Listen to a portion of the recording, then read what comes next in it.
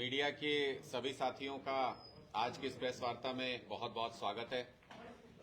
जैसा आप सभी को पता है कि हरियाणा सरकार ने हाल ही में ये एक्सेप्ट किया है कि पिछले 9.5 साल में हरियाणा के अंदर वो कोई काम नहीं कर पाए, लोगों को अपनी नीतियों से प्रभावित नहीं कर पाए और मुख्यमंत्री के तौर पर मनोहर लाल खट्टर जी पूरी तरह से फेल साबित हुए।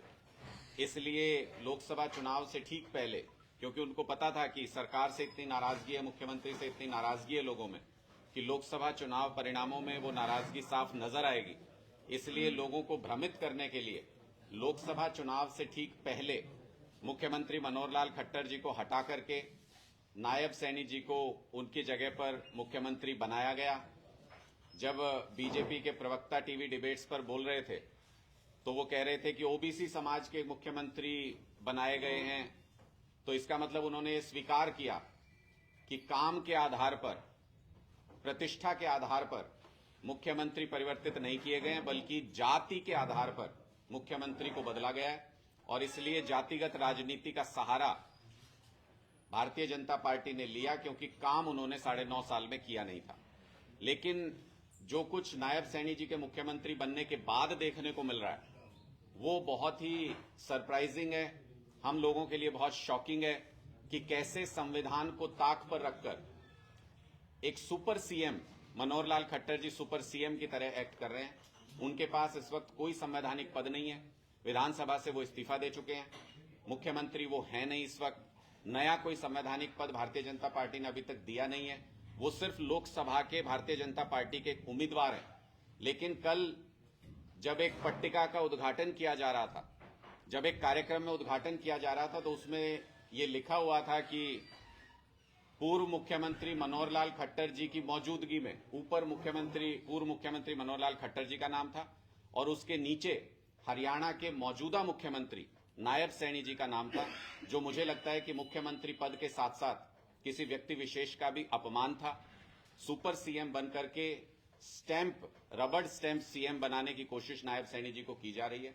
मुझे लगता है कि ये एक वर्ग विशेष का अपमान भी है, ये एक संवैधानिक पद का अपमान भी है और Bharatiya Janata party remote control से हरियाणा का पूरी सत्ता और पूरी सरकार चलाना चाहती है, जो बेहद आपत्तिजनक है। इस पर भारतीय जनता पार्टी को स्थिति स्पष्ट करनी चाहिए कि मनोहर लाल खट्टर जी किस हैसियत से उनका नाम उस पट्टिका के ऊपर लिखा हुआ था, मुख्यमंत्री के ऊपर लिखा हुआ था, मुख्यमंत्री के ऊपर सुपर सीएम की तरह कैसे बिहेव कर रहे हैं किसी संवैधानिक पद पर ना होते हुए भी।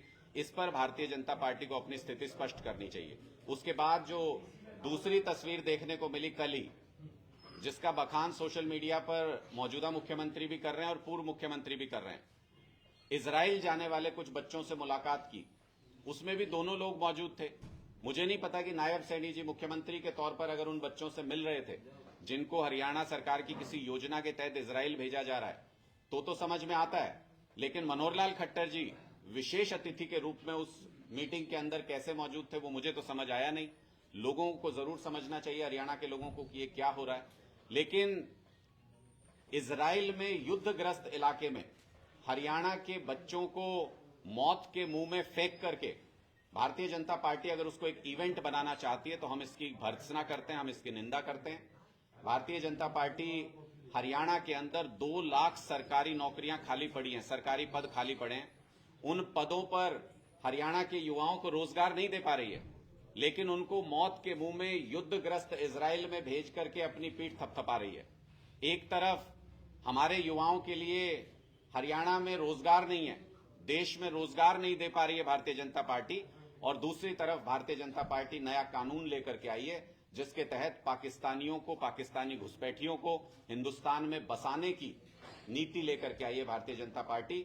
इतनी हिम्मत बढ़ा दी है पाकिस्तानी घुसपैठियों की कि वो देश में, दिल्ली में चुने हुए मुख्यमंत्री के घर के बाहर कल परसों प्रदर्शन करते नजर आए।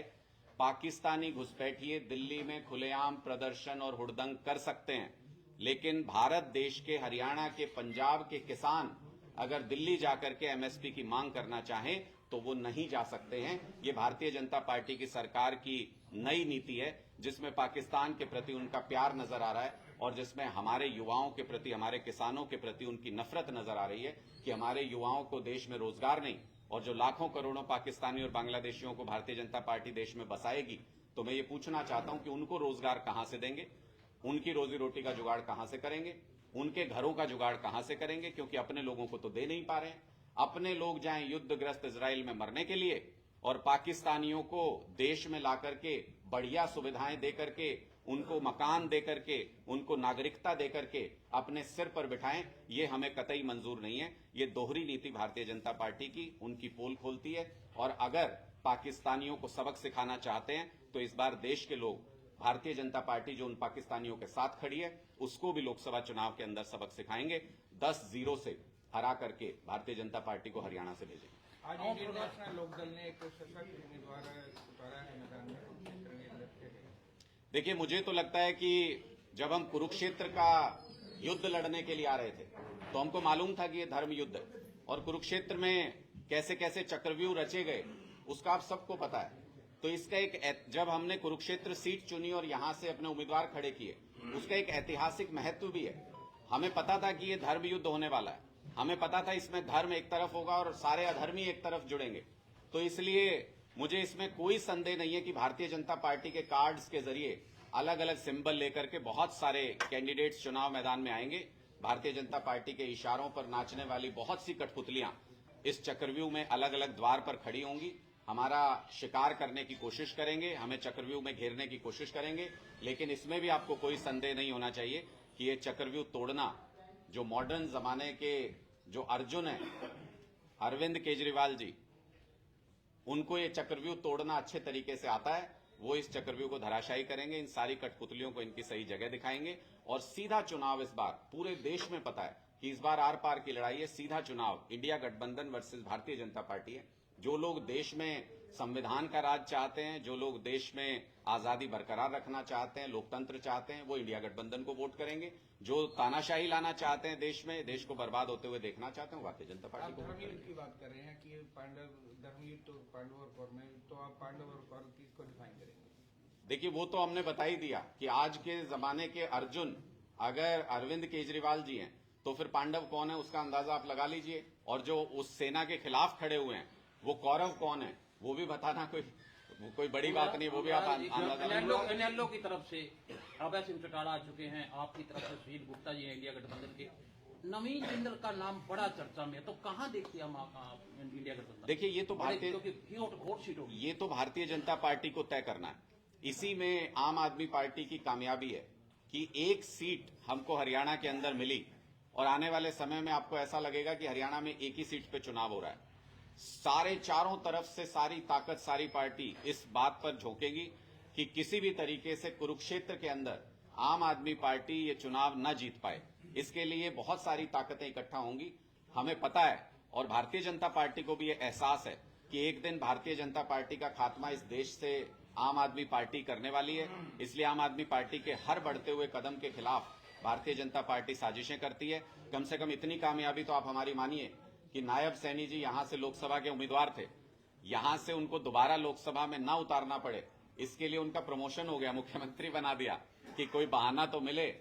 अदरवाइज तो 3 महीने पहले, 4 महीने पहले उनको प्रदेश का अध्यक्ष बनाया गया था। कोई पार्टी जब किसी को प्रदेश अध्यक्ष बनाती है तो बहुत सोच समझ के बनाती है, एक लंबे समय के लिए पूरे प्रोसेस को कैसे वो बनाएंगे, कैसे संगठन बनाएंगे, वो देख करके बनाती है।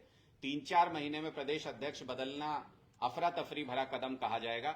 और ये सिर्फ इसलिए लिया गया क्योंकि उनको अपने प्रदेश अध्यक्ष की हार सामने नजर आ रही थी, इसलिए उनको फेस सेविंग करके मुख्यमंत्री के तौर पे यहां से एस्केप रूट दिया गया है। और अब यहां पर जिस तरीके का चुनाव होने वाला है उसमें भारतीय जनता पार्टी सारे मोहरे चलेगी। उनका स्वागत है, उनकी अपनी ताकत, उनकी अपनी हिम्मत, उनकी अपनी मेहनत, लेकिन उनको इस चुनाव में हरा के भेजेंगे। जनता जानना चाहती है और जनता के बीच में सवाल भी है ये, जब आम आदमी पार्टी बनी थी तो उस समय ये कांग्रेस के जितने तमाम नेता थे, मंत्री थे, अरविंद केजरीवाल उनको भ्रष्टाचारी कहते थे, चोर कहते थे। और यहाँ तक कि बिहार के अंदर लालू प्रसाद यादव के साथ एक मंच भी साझा नहीं किया था। लेकिन अब वो इन तमाम नेताओं के साथ गठबंधन में आ गए हैं। जनता ये पूछना चाहती है, ऐसा क्यों हुआ कि आप भ्रष्टाचारियों के साथ इकट्ठे हुए? क्योंकि आज देश का लोकतंत्र खतरे में है। आज देश का संविधान खतरे में है। और अरविंद केजरीवाल जी ने बहुत बार ये कहा है कि अरविंद केजरीवाल जी महत्वपूर्ण नहीं है, आम आदमी पार्टी महत्वपूर्ण नहीं है, देश का संविधान और देश महत्वपूर्ण है। इसलिए देश के संविधान की रक्षा के लिए जब चुनाव होंगे तभी तो अच्छी बुरी पार्टी में से किसी को चुन पाएंगे। जब संविधान ही नहीं रहेगा, जब लोकतंत्र नहीं रहेगा, तो फिर ना आप अच्छी और बुरी पार्टी में से किसी को चुन पाएंगे, ना भ्रष्टाचार के खिलाफ लड़ाई लड़ पाएंगे, ना किसी भी तरीके का संघर्ष लोकतंत्र में कर पाएंगे। इसलिए उस लोकतंत्र को बचाने के लिए, देश के संविधान को बचाने के लिए ये इंडिया गठबंधन बनाया गया है। देश सर्वोपरि है। ये लड़ाई देश को और संविधान को बचाने की है। जब देश बचेगा, जब लोकतंत्र बचेगा, तो ही स्पष्ट तरीके से चुनाव देश में हो सकेंगे और उन्हीं चुनावों के जरिए भ्रष्टाचार के खिलाफ भी लड़ाई लड़ी जा सकेगी और सारी लोकतांत्रिक लड़ाइयां भी लड़ी जा सकेंगी। Thank you.